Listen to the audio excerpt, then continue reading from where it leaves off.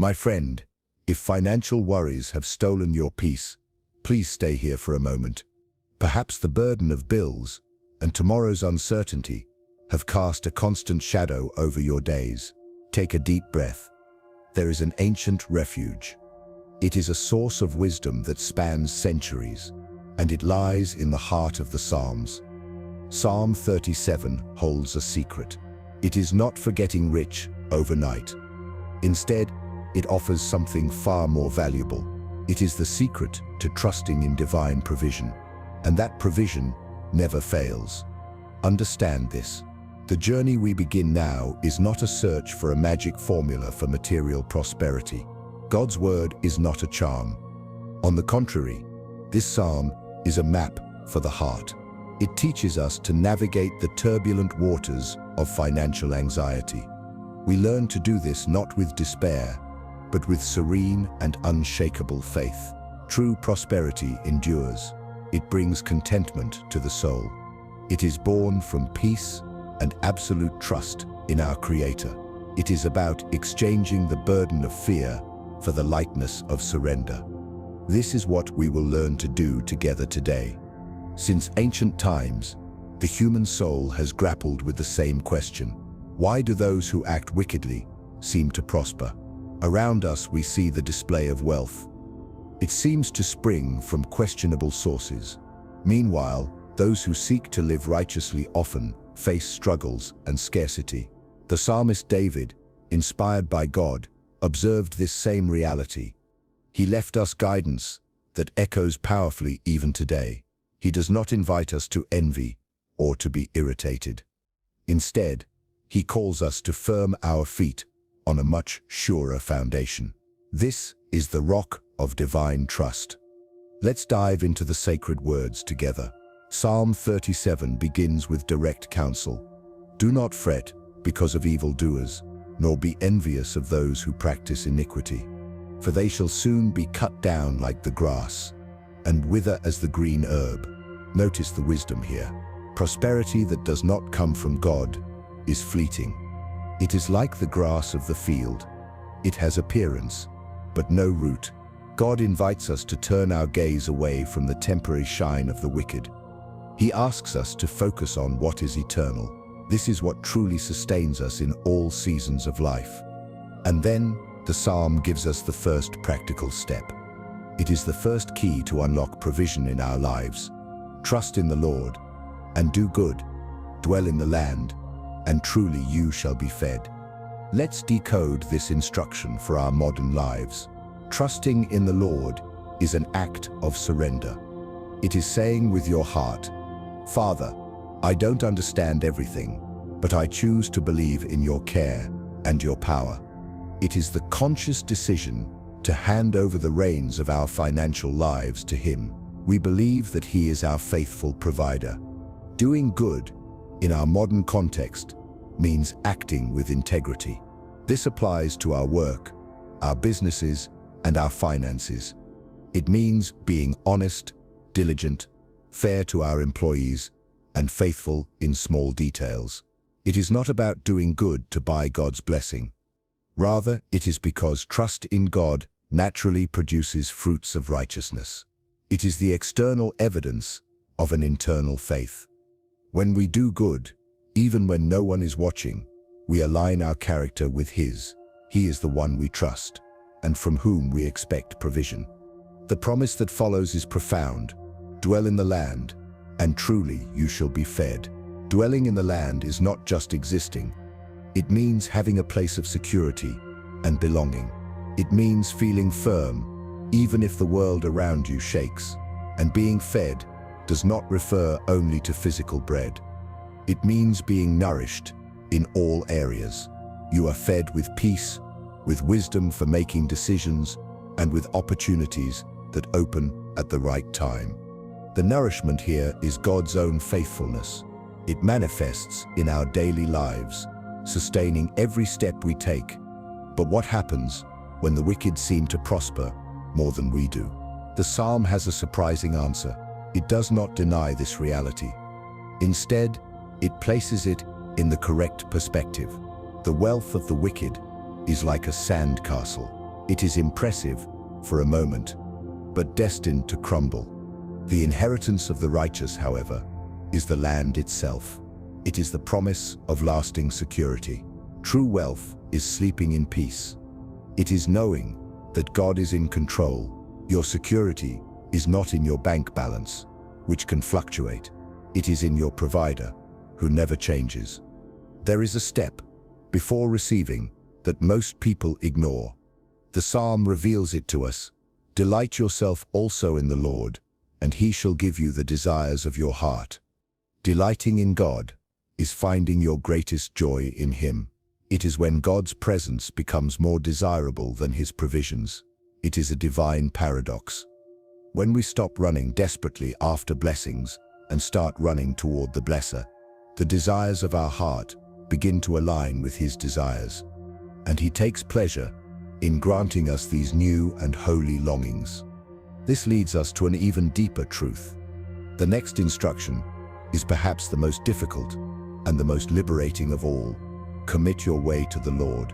Trust also in him, and he shall bring it to pass.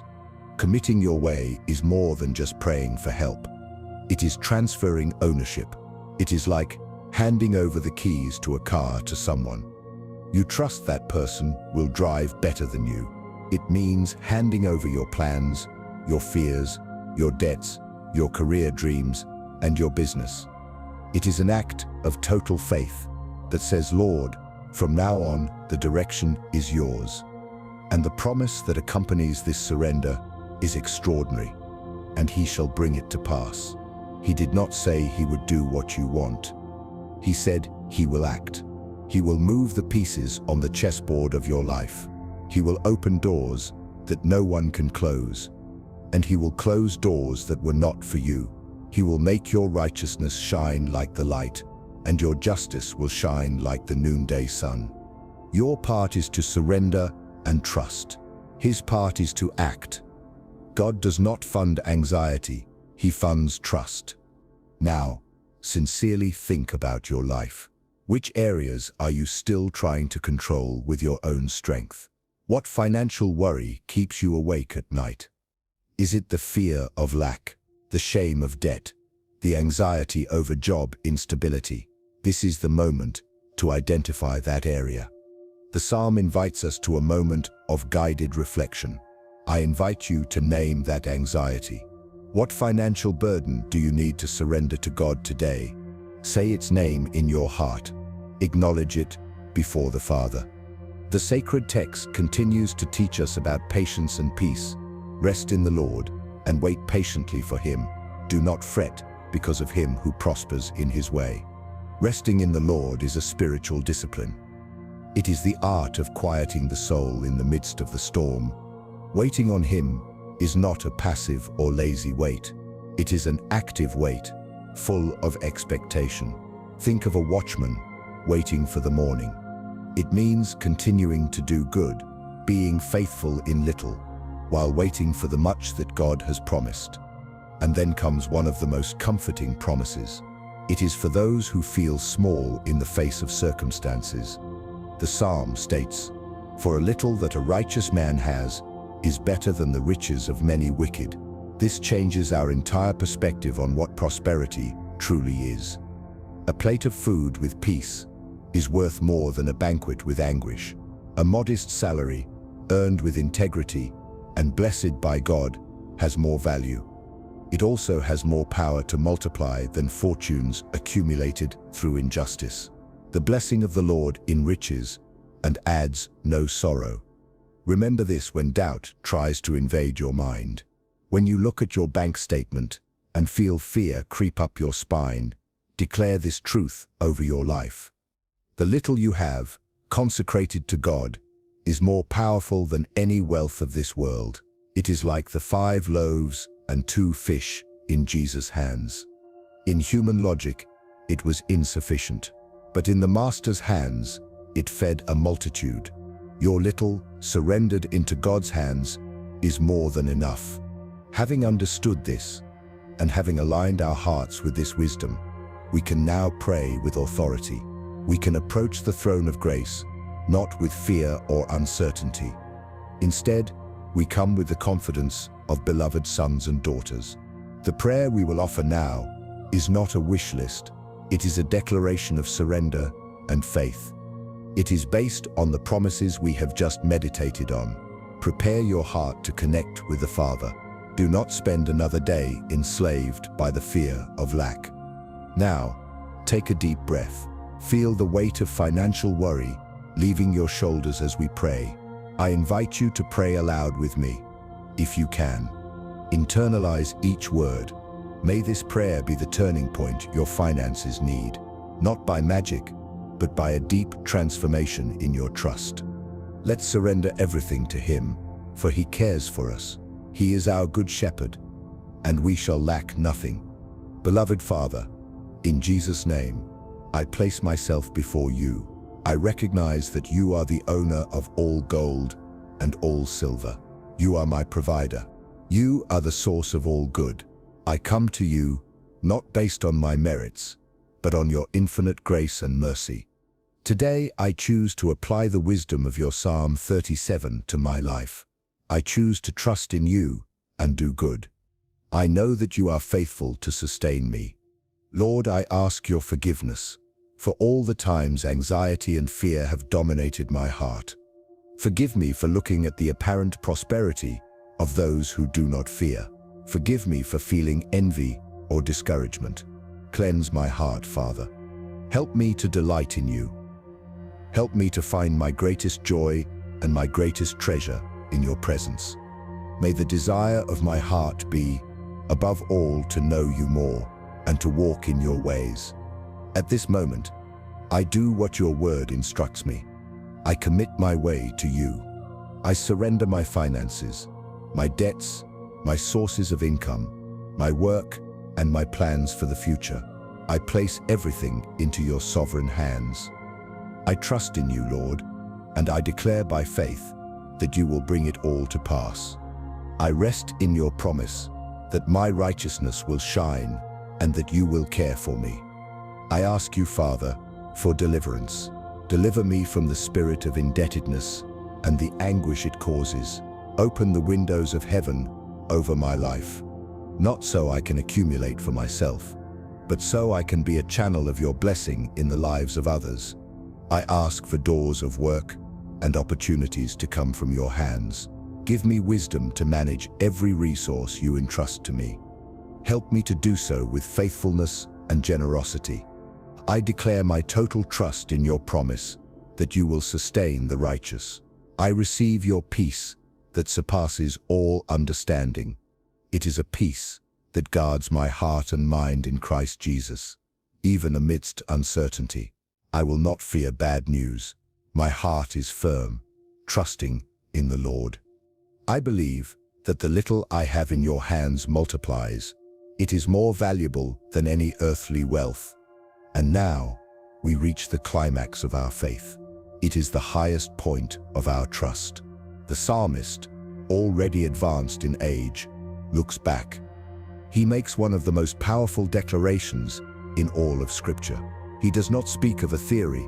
Instead, he speaks of an entire life of experience with God. He testifies with authority. And today, we take possession of this same promise. It is for our lives and for our descendants. We declare it as our inheritance. Based on verse 25 of Psalm 37, I declare with all my faith, I have been young, and now am old, yet I have not seen the righteous forsaken, nor his descendants begging bread. Receive this word in your spirit. This is the guarantee of our God. He may allow struggle to strengthen us. He may allow waiting to teach us to trust. But he will never, at any time, abandon those who trust in him. His care extends over us and over our children. This is not an empty promise. It is the testimony of generations of faithful ones. They saw God's hand provide sustenance in the desert, daily bread, and deliverance in times of distress.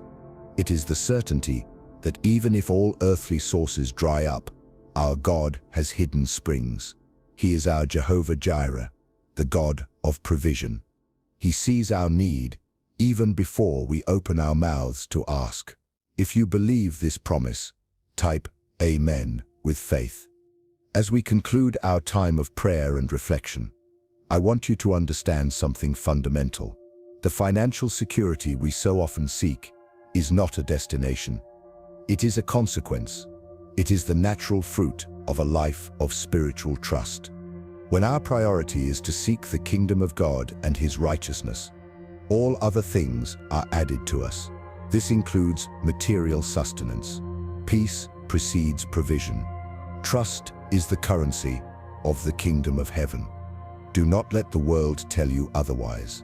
Do not let the culture of hurry and materialism suffocate the seed of faith that was planted in your heart today. True wealth, I repeat, is sleeping in peace. It is knowing that a loving and almighty Father is in absolute control of all things. This is the inheritance that Psalm 37 offers us. It is an inheritance of peace, security, and contentment that no money can buy. Take the peace of this psalm with you throughout your week. When a bill arrives, remember the Lord sustains the righteous. When the fear of the future knocks, declare, I have never seen the righteous forsaken. When you feel tempted to envy or worry, return to the beginning. Trust in the Lord and do good. Let these truths become the soundtrack of your mind. Let them be the foundation of your heart. To seal our time together and strengthen our community of faith, I ask you to declare your decision in the comments. Write with conviction, Lord, I trust in your provision. And if this prayer and reflection have brought hope to your heart, do not keep it just for yourself. Share this message with someone you know needs a word of faith and hope for their finances. May the peace of God, which surpasses all understanding, be with you now and always.